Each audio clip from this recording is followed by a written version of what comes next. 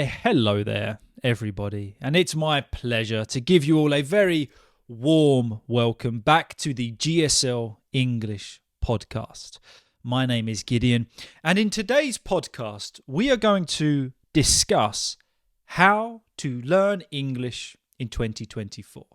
So the theme of our podcast today is basically how can we use 2024 to be the year that we really improve our English. Whether we are a beginner looking to advance, whether we are intermediate or advanced looking to take it to that C1, C2 level. I'm going to give you my thoughts on how you can do that. But also we are going to look at some research and some studies to back up my opinions, to show you that I'm not just talking rubbish. What I'm saying might actually be true. So that's going to be the theme of today's podcast. But as always, let's have a little chit chat first. Let's have a bit of a natter. So if you're watching on YouTube, hello, how are you doing? I give you a wave. And as always, if you are listening on Spotify or Apple Podcasts, I give you an audible hello. An audible how do you do? An audible doffing of the hat to you. So yeah, I hope you've all had a good week, whether you've been able to have some time off this week maybe, spend some time with family, or you've been working, whatever you've been doing. I hope you're doing well, and I hope now when you are listening to this, you are somewhere comfortable, relaxed, grab a cup of tea, coffee, something a little stronger, whatever you want, and let's just enjoy this time together. So, what's been happening in the world of me? Well, we've had a storm passing through England, and I thought I'd written down the name of the storm, but I didn't. As always, I try to prepare as much as I can for these podcasts, but it appears, once again, I have not succeeded in doing that fully. So yeah, we have had a storm passing through England. I know the name begins with a G, but that's about it. But it has been extremely windy. Extremely windy. So windy that my garden furniture flew around the garden. That's how windy it was. But it's been quite serious in other parts of England. I saw one picture where even the roof was blown off a house. So yeah, we've had a storm passing through. So it's kind of been one of those weeks where you only go outside out of necessity. You know what I mean? You go outside to get some milk, get some tea bags, get the essentials, but that's it. It's the kind of week where you just want to stay in. And on the day that you'll be watching this, for me recording, it's Friday, I plan on spending my whole weekend doing exactly the same. I don't plan on going out. The weather's just not quite there. And yeah, coming up towards the end of the year, I feel tired. You know, it's been a busy year, so I'm looking forward just to this weekend, just to reset a little bit. Update on the beard. It's itchy. Last week, if you watched last week's episode or listened to it, you'll know that I'm trying to grow a beard. It's been 1 week now. I'm not one of these guys that can grow a full beard within a week, but I'm proud of it. It's getting there, but my goodness does it itch. So if you've got any bearded listeners out there, in whatever form that is, if you've got any advice to relieve the itch of a growing through beard, please let me know, because I want to scratch my face off. But yeah, there we go. There's the beard update. A word that I thought I wanted to introduce you to. You might have heard this word, but someone used it the other day. And I have a notes page for the podcast each week. So when I think of something or I hear something that we can talk about or discuss, I write it down. And the words that was used was this: gobsmacked. Gobsmacked. And basically by gob, we mean mouth, and smacked in the mouth. Any guesses as to what that means? Well, if we are gobsmacked, it means that we are completely and utterly shocked at something. Often to the point where we have no words. I'm gobsmacked. I'm shocked. And we can use this for a positive thing or a negative thing. For example, maybe a friend that doesn't have children comes to you and they say, "Oh, I'm pregnant." Gobsmacked. You've got no words. Utter shock. Might be positive, might be negative. Or maybe your boss comes to you at work and says, look, we're going to have to let some people go, which means to relieve, for them to leave the company. And unfortunately, one of them is you. You're gobsmacked. You don't know what to say. It's like somebody has smacked you in the gob and you can't speak. Great expression. When was the last time you were gobsmacked? I don't know, maybe you can think of a time that you were just in utter shock. And that process is a great way of learning new vocabulary. I was thinking about this. I wanted to mention it, that if you do want to improve your vocabulary, when you are introduced to new words, expressions, idioms, phrasal verbs, okay, write them down, but immediately apply that word to your life. So think of a context. For example, if I say the word, let's go with gobsmacked, think of something right now. Apply it to a context in your life where you have felt utterly shocked at something. And you can do it with any word. For example, let's take a simple word like happy. When was the last time you felt happy? Or if you think of the word beautiful, what was the last beautiful thing that you saw? Great way. And if you can, write it down next to the word. But that is a great way of learning new vocabulary. Context. Apply words to your life. So there you go. So as I said earlier, this is officially the last podcast of 2023. Not that there's been that many. I'm acting like I've spent all year podcasting, but I only started this, I think at the end of September. And it's growing quite nicely. There's a very small little group of us, I'll be honest. There's a small little number of us that are going on this podcast, YouTube, Spotify journey together. But for you, all of you that are on board, I don't know about you, I'm enjoying the ride. I actually am really starting to enjoy doing this. So yeah, I hope you are as well. Not that you're doing it. I mean, I hope you are enjoying me doing it. So if you've got anything nice to say in the comments, let me know. If you've got anything negative to say, keep it to yourself.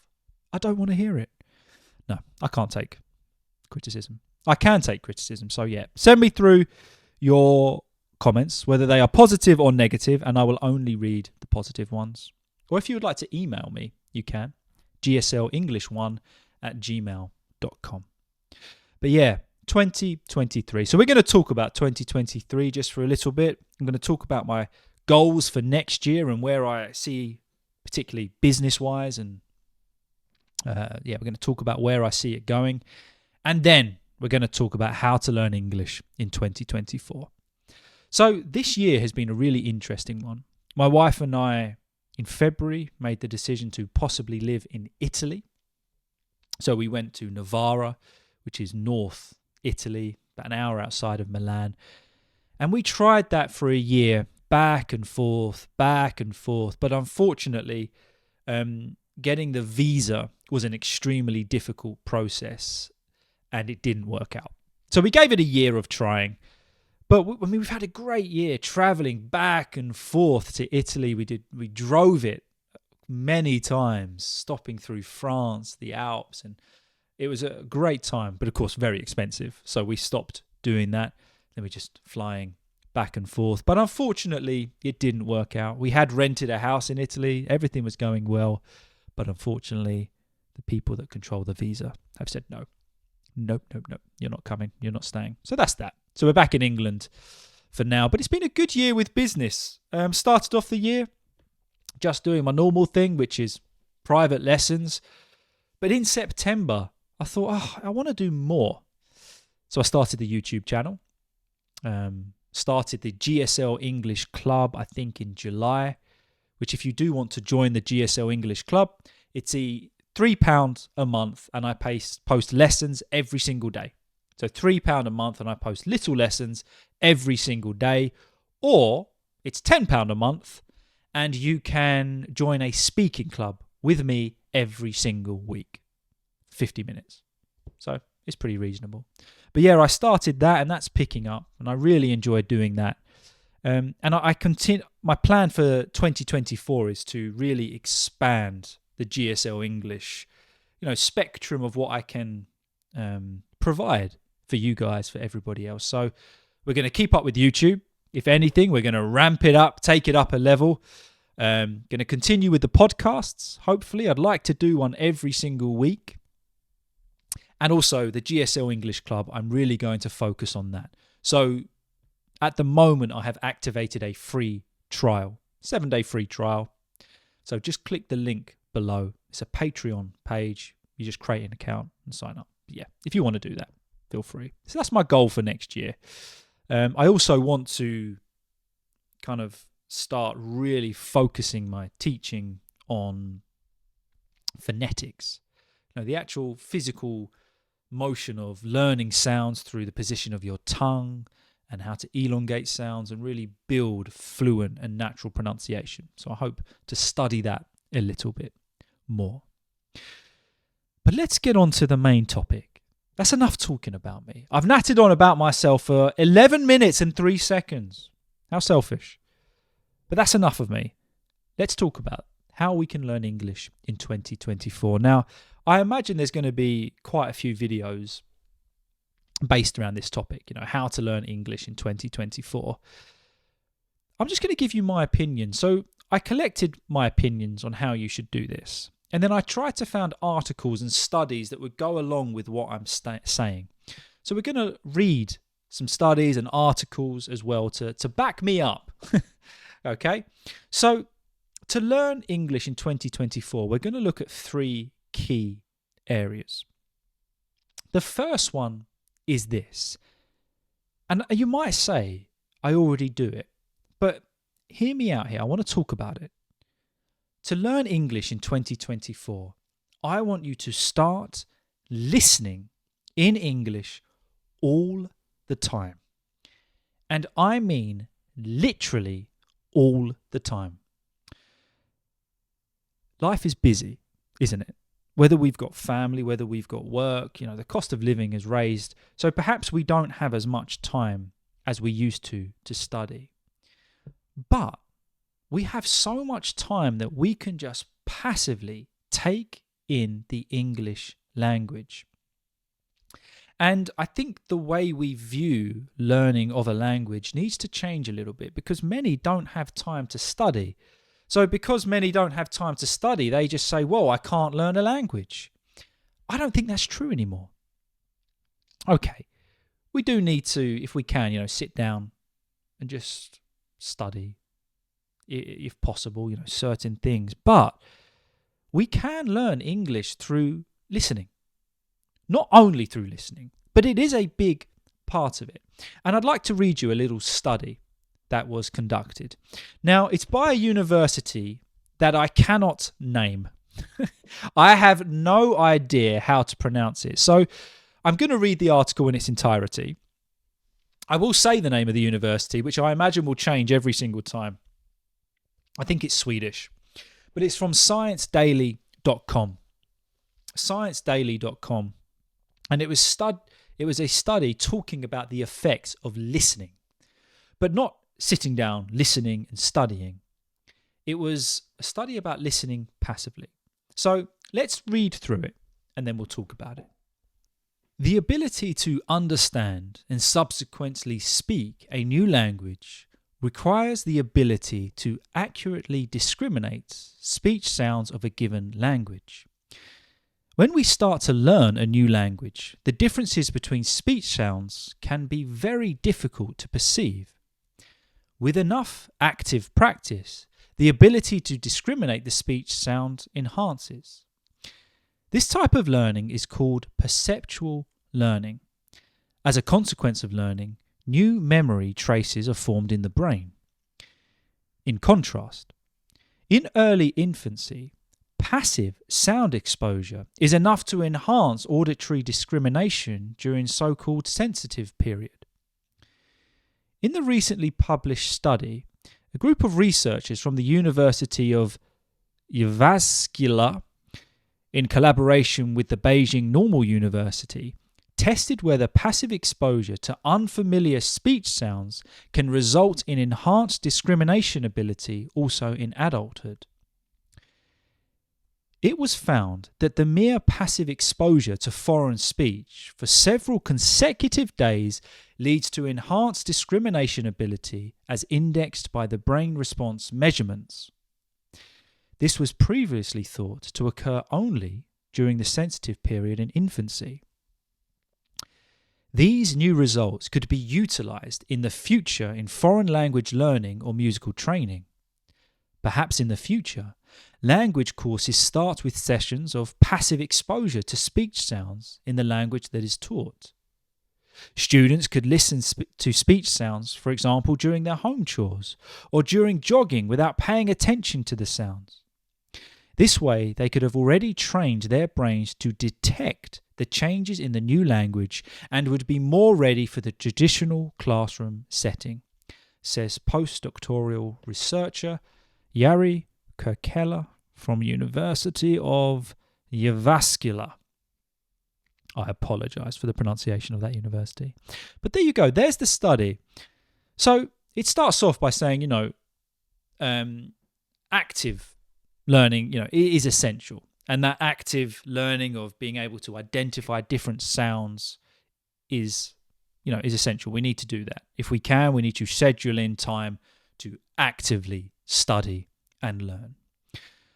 But it talks about this time during early infancy where passive sound exposure is enough for them to be able to identify different sounds. And of course, through repetition, through exposure, infants and children begin to speak the language, don't they? They slowly build it up. And this is true of any language.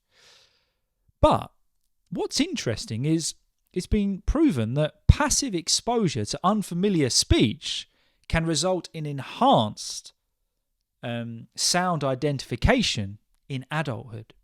And what that basically means is that when you are working, studying, going out for exercise, traveling to work, just going about your day-to-day life, if you are listening, let's say in English, you're passively taking it in.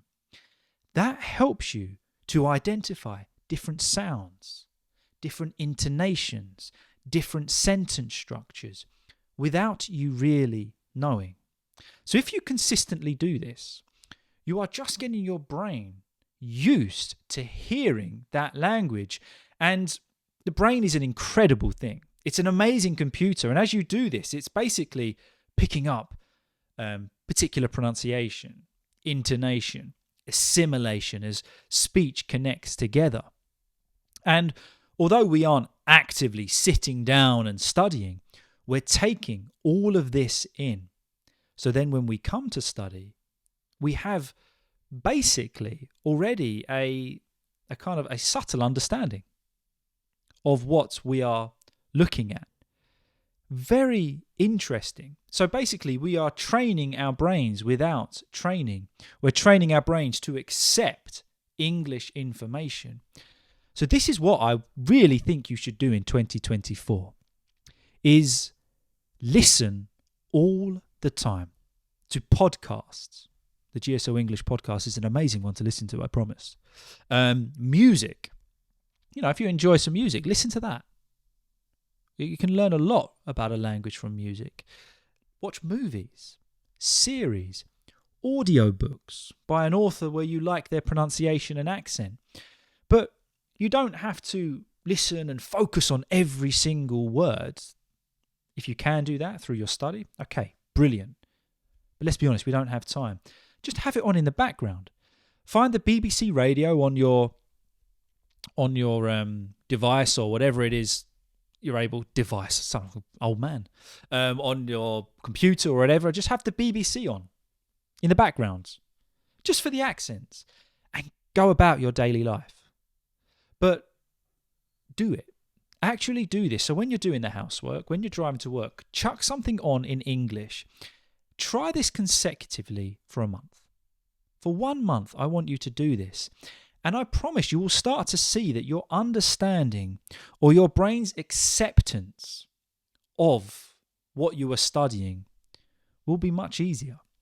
You will absorb information and your speech will greatly improve. So that is the first way I really think that in 2024, we need to start learning English. Life is busy, and I don't know about you, but it only seems to get busier. So, okay, we should make time for study, but don't underestimate the power of passive listening. It's essential. Brilliant. There's my first opinion, and that's University in Sweden backs me up on that. Okay, point 2. Now, I want you to understand pronunciation. I think in 2024, we need to start understanding pronunciation more. What do I mean? Well, of course, we shadow read, we repeat. I provide lessons on that for shadow reading to help you with your pronunciation, which are great exercises. But as good as these are, shadow reading, repetition, whatever, as good as these exercises are, we are memorizing pronunciation. We are just repeating, imitating, memorizing. But maybe in 2024, we need to start understanding pronunciation. What do I mean by that? Well, one way I think we can do this is to get to know the phonemic chart, the International Phonetic Alphabet. What is that? Well, the International Phonetic Alphabet is a visual representation of different sounds. It might look strange, and it might feel like you are learning a whole new language, but it can really help you with pronunciation. All dictionaries have a phonetic transcription of words so that you know how to pronounce them. This is really helpful with English because we have already seen English spelling doesn't always correspond with its pronunciation. Think about the letters O, O-U-G-H, in the words though, through, tough, ought. It would be impossible to guess how to say these words without some help. And this is what I mean. For example, let's take those words. Though, through, tough, ought. We have exactly the same spelling there, O-U-G-H. But if we were to just look at those words, how would we know what is the correct pronunciation? This is where the International Phonetic Alphabet comes in. And you can see here, this is just an example. We're not going to break it down today. Maybe in another lesson, if you would like me to, we can start looking at some of the if you can say it, the International Phonetic Alphabet. We have something here called diphthongs, monophthongs, and we have vowels and consonants. But what this alphabet does is it will spell a word, but exactly how it should be pronounced. Exactly how it should be pronounced. It leaves no room for confusion. So I would recommend 2024 include this within your study program. Understand pronunciation. Okay? Understand pronunciation. The International Phonetic Alphabet helps us to know when to use a long vowel sound, a short vowel sound, whether it is a th, or d, a t, or whether the vowel sound goes up and then down. It tells us everything about how we should be pronouncing a word. And the great thing is, many dictionaries will have the IPA, the International Phonetic Alphabet, next to it. So if you look up a word, I like to use the Cambridge Dictionary. It has the IPA next to it, and then a little audio thing that you can play. But it takes out any guessing. So if you can understand this, if you can learn and understand pronunciation by understanding IPA, it really will take it to the next level. And one area we can do this is to get to know your minimal pairs, for example. Minimal pairs are words that have almost the exact same pronunciation, but with one sound that is different. So minimal pairs are words that have almost the exact same pronunciation, but with one sound that is different. For example, let's take these two words, ship and sheep. Ship and sheep. What sound do you hear that's different? Well, the difference between the I in ship and the I in sheep is the length of the vowel. This can be difficult to hear for many language learners and comes up in lots of different words. The first step is to be able to tell the difference between sounds when you hear them. Sorry about the little spelling mistake there for those on YouTube. But yeah, so for example, with the International Phonetic Alphabet, if we take those words ship and sheep, we have a little, basically, 2 dots next to the I, which tells us that it is a long vowel sound. Sheep, sheep. But then we know that with ship, it is just ship. It is a harsh sound, a short vowel sound. But with the IPA, with the International Phonetic Alphabet, it takes all of the confusion out the way. So if you can learn this, if you can understand, this is just a basic chart that we're looking at here. But if you can understand this, one, it really helps us to understand pronunciation, helps us to understand why we are saying things a certain way rather than just memorization and repetition. But also, it might just be me because I'm a little bit boring and a nerd, but you start to really love it. As you look through this, you start to build a passion for sounds, for intonation, for vowel sounds and consonants and the way diphthongs change a sound in your mouth. And then after this, you can build onto the position of your tongue and understand where that should be in your mouth.